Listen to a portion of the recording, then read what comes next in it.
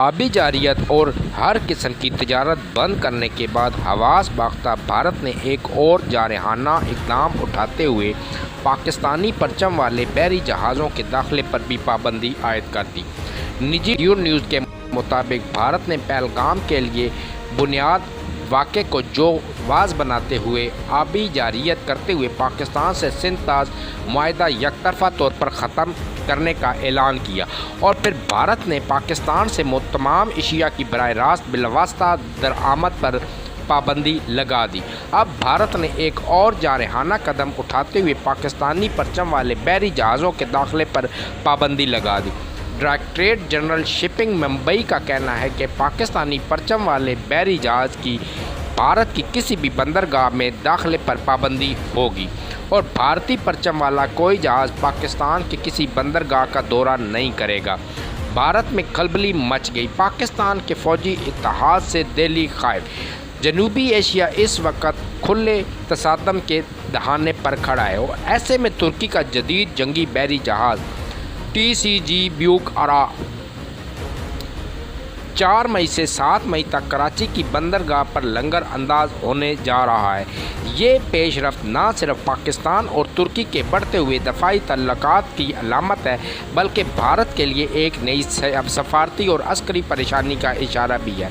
پہلگام حملے کے بعد جب سے 26 افراد ہلاک ہوئے، بھارت نے پاکستان کے خلاف اشتعال انگیز بیانات اور اقدامات کا سلسلہ شروع کر دیا، لیکن اب ترکی کا پاکستان کے ساتھ کھل کر دفاعی یکجہتی کا اظہار بھارت کے لیے ایک ناقابل برداشت بنتا جا رہا ہے۔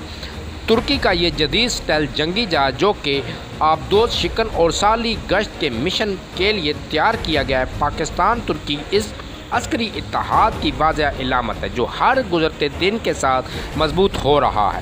بھارتی دفاعی حلقوں میں اس آمد کو پاکستان کے ساتھ ممکنہ عسکری تعاون کے اشارے کے لیے طور پر دیکھا جا رہا ہے، خاص طور پر لائن آف کنٹرول پر کسی بھی ممکنہ جھڑپ کی صورت میں۔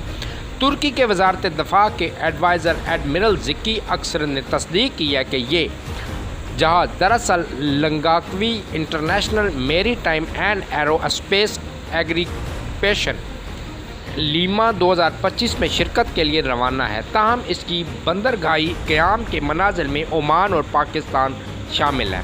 مزید برآں چند دن قبل ترکی کا ایک C-130 ملٹری ٹرانسپورٹ طیارہ کراچی اترا، جس پر بھارتی میڈیا نے الزام عائد کیا کہ یہ مبینہ طور پر خفیہ اسلحہ لے کر آیا۔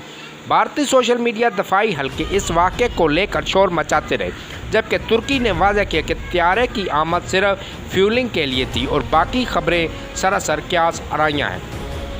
تاہم زمینی حقیقت یہ ہے کہ پاکستان ترکی کا دفاعی تعاون اب محض باتوں تک محدود نہیں رہا۔ ترکی نے پاکستان کو جدید بیرکٹر TB2 ڈرون فراہم کیے ہیں، جو پہلے ہی پاک فضائیہ کے اڈوں پر متحرک ہو چکے ہیں۔ ان ڈرون کو پاکستان کے مقامی بار-کیو لیزر گائیڈڈ میزائل اور ترکی کے MML اسمارٹ ہتھیاروں سے لیس کیا گیا ہے، جو بھارت کے لیے کسی بھی محاذ پر ایک واضح پیغام ہے۔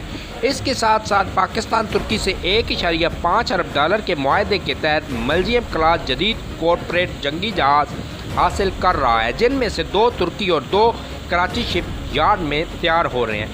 اس میں سے نہ صرف پاکستان کی بحری صلاحیتوں میں اضافہ ہوگا، بلکہ مقامی صنعت کو بھی تقویت ملے گی۔ مزید یہ کہ دونوں ممالک مل کر 5ویں نسل کے اسٹیلتھ فائٹر طیارے KTF-1 پر بھی کام کر رہے ہیں، جن میں ترکی سے پاکستان میں مقامی پروڈکشن لائن کنٹرول قائم کرنے کے پیش کی گئی ہے۔ ترکی کے ان اقدامات سے بھارت سخت پریشان ہے، خصوصاً اس وقت جب ترکی نے اقوام متحدہ اور OIC جیسے فورمز پر مسئلہ کشمیر پر پاکستان کے موقف کی کھل کر حمایت کی۔ اب جبکہ ترکی جنگی جہاز پاکستانی ساحلوں پر لنگر انداز ہونے جا رہا ہے، بھارت کی خود ساختہ علاقائی بالادستی کا دعویٰ زمین بوس ہوتا نظر آ رہا ہے۔ تجربہ کاروں تجزیہ کاروں کے مطابق ترکی پاکستان کا یہ بڑھتا ہوا فوجی اتحاد بھارت کے لیے ایک نیا اسٹریٹجک چیلنج ہے، خاص طور پر جب چین بھی اس اتحاد کی غیر اعلانیہ حمایت کر رہا ہے۔ جنوبی ایشیا اب نہ صرف علاقائی طاقتوں بلکہ نیٹو، چین اور اسلامی دنیا کے لیے اسٹریٹجک محور کا میدان بنتا جا رہا ہے، اور پاکستان اس میں ایک کردار ادا کر رہا ہے۔